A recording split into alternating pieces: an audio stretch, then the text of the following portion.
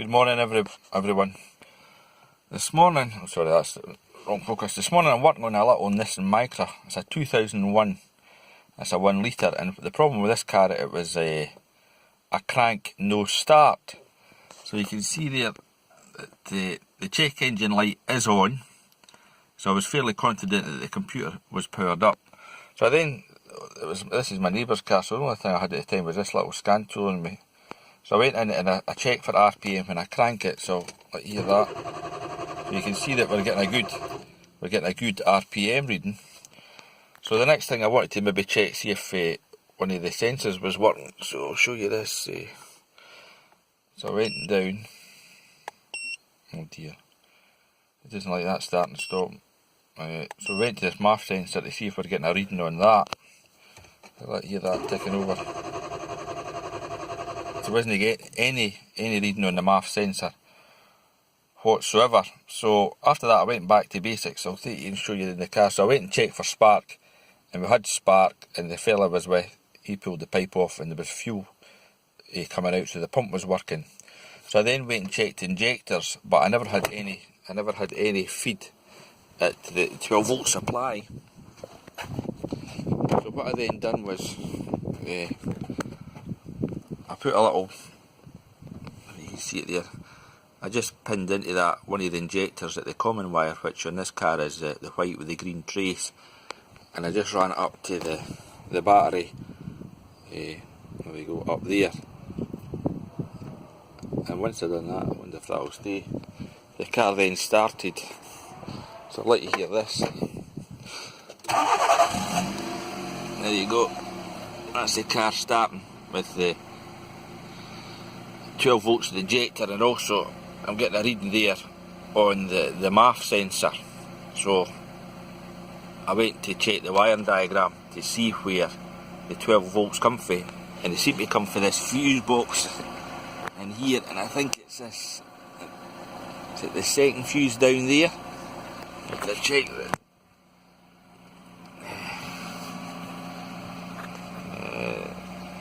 It says on here electronic parts, so I need to trace a wire in here, so I'll do that. In fact, I'll just, to prove the concept, I'll disconnect that wire and let you hear the thing die. There we go, the engine just dies with that wire taken away.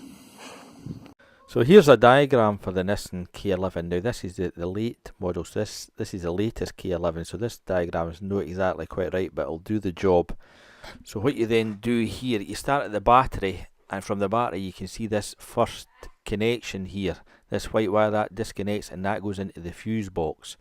So we then go into the fuse box, and it's marked, I think, engine control. There you go, engine control 30 amp, and from there it then goes into the EX relay, and that's just a normal 4-pin relay there. You see I got my finger on it, and from there this I'm showing the white green wire, I think that's right, it's a white green wire, that, or is it a green white, kind of one is the ground, it's done through the ECU, and the other one feeds the injectors, and it also feeds the idle air control. So we go, here's the feed wire, so it goes here, and then it goes to this first connection, it's green white, so you can see me pinning into that, and I had power in there, so it goes to green white, and from there we then come back out of that, and we go from that, it's the only connection, then we go up to the injectors.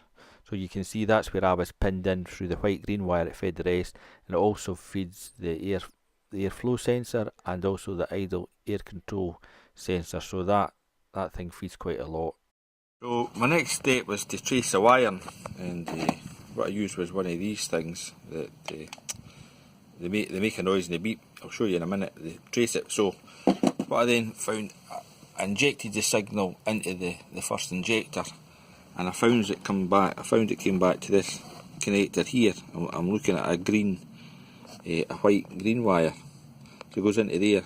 So what I then done was I pinned into the back of that wire, and you can see here, if I give it power, it tastes like lights. So I know that the harness is good from in here all the way up to the injectors.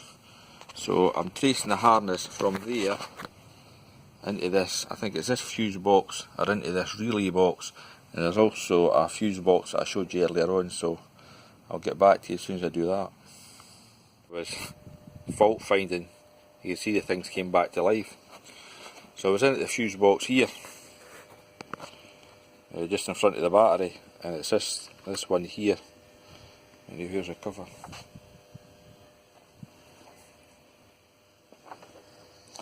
I can't find the cover, but this one's for engine management.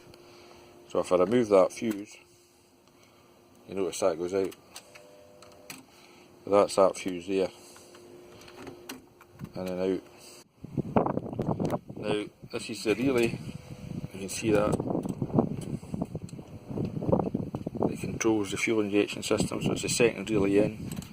Now I can really find here, this is a bit warmer. So we'll try replacing that, but as far as the wiring goes, I cannot find nothing. Can't find anything blatantly bad with this thing.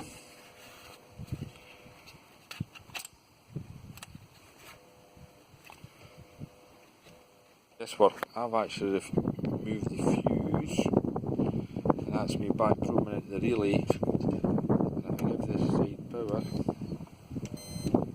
you can see that. That's me giving that power. So the circuit must be, it goes through the fuse first, then through the relay, then out to the injectors. So I never got to the root cause of the problem with this car, so the customers never came back and said there's still a problem, so it seems to be running fine now. So the only thing I did do was, one, touch the wiring, but I can't exactly specify where it was and I couldn't see anything, and two, I've swapped the relay. So if there's any changes, I'll get back to you. But I hope you enjoyed that. Cheers.